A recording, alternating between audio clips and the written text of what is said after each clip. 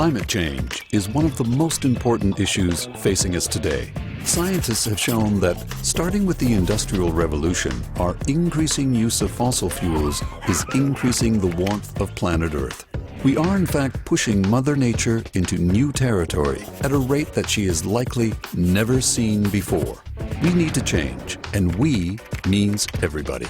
As individuals, the most powerful weapon we have in this battle is the ability to control our own carbon footprint. And remember, as individuals, we number in the billions. Our carbon footprint refers to the greenhouse gases released into the atmosphere because of what we do or buy. What are these greenhouse gases? Carbon dioxide, or CO2, is the most dominant of the greenhouse gases we produce. CO2 is emitted when we burn fossil fuel to heat a home, generate electricity, or drive to the store. The next most abundant gas is methane, or CH4. It's the main component of natural gas, but it's also produced when organic matter decomposes in an absence of oxygen, which happens in flooded rice paddies or in landfill. And animals like cows and sheep produce methane as a major product in their digestive tracts. It makes its way into the atmosphere via what you might call the usual channels.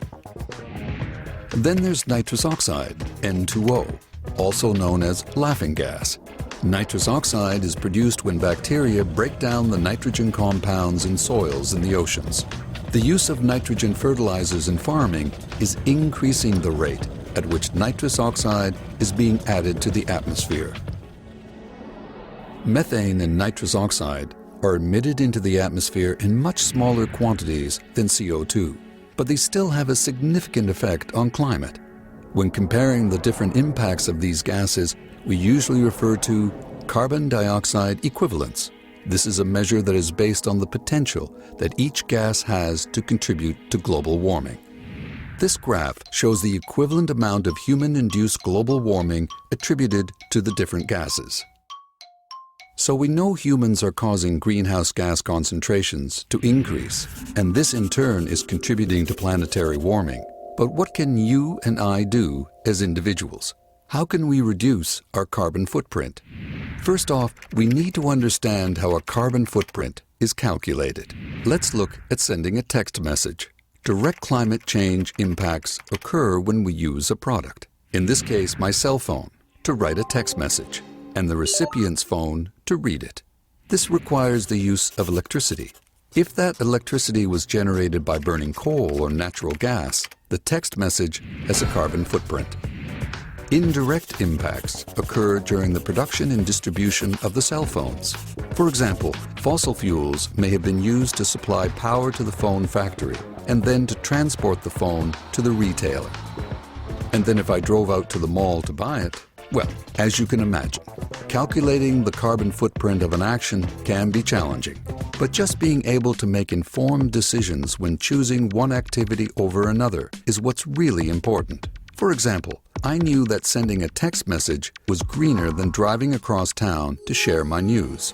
Let's look at some of the choices we can make to reduce that carbon footprint. Food production and consumption are large contributors to greenhouse gas emissions. When shopping, consider these three factors. How was it produced? From where did it come? And how did it get here? The term food miles is often used to describe the potential greenhouse gas impact of agricultural products. Generally speaking, locally produced foods are associated with fewer food miles. Foods that arrive by air have a much higher carbon footprint than those that arrive by ship. Likewise, produce that has been grown in heated greenhouses also has a high carbon footprint. Meat and dairy products have high carbon footprints because of the methane produced by cattle, and if there's deforestation to provide grazing land. But surprisingly, the easiest way to reduce greenhouse gas emissions associated with our food supply isn't watching what we consume. Instead, it's reducing what we don't consume. According to the Food Waste in Canada study, an estimated 40% of food is wasted after leaving the farm. Methane may be emitted when waste food decays in the landfills, so discarding food makes total emissions in the production and consumption cycle even worse. So, plant a garden, buy local, and eat your leftovers.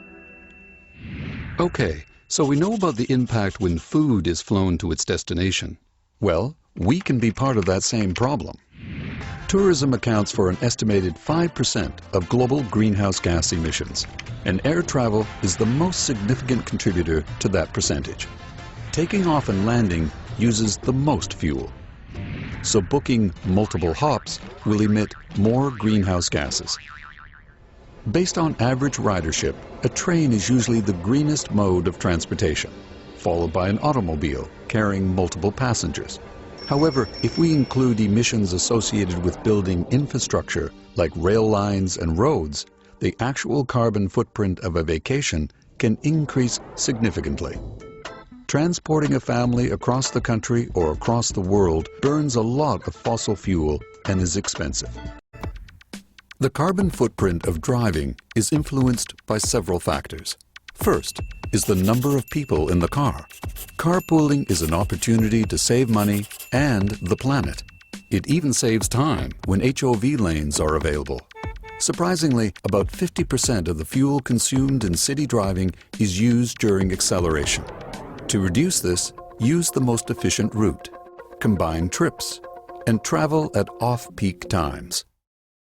Reducing idling time is also important. Idling for 10 minutes a day can produce a quarter ton of CO2 emissions each year. Maintaining your vehicle and checking your tire pressure at least once a month can reduce fuel consumption by as much as 10%. When buying a car, consider its city and highway gas rating.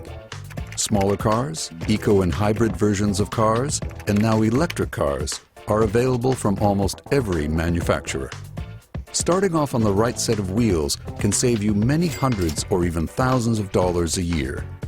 And finally, traveling by transit, bicycle, or even walking benefits more than just the Earth's atmosphere.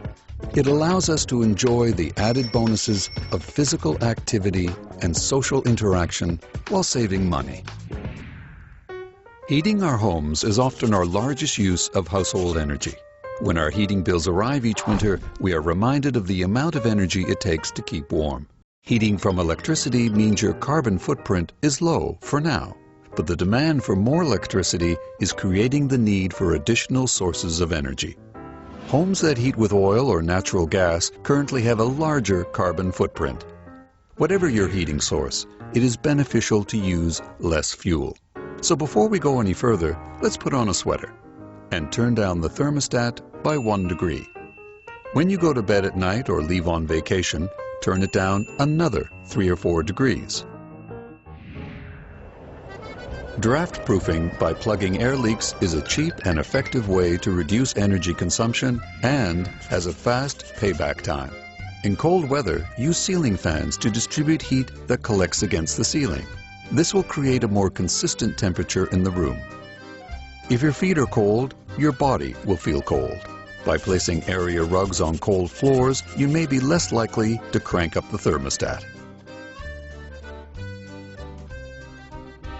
Making informed choices about transportation, food, and energy use at home is one of the best opportunities we have as individuals to reduce our carbon footprint. Every little thing we can do to reduce our individual or household carbon footprint will help to combat global warming. And just imagine the impact if hundreds of millions of us, particularly in the wealthy developed countries, were to join that parade. You can make a difference.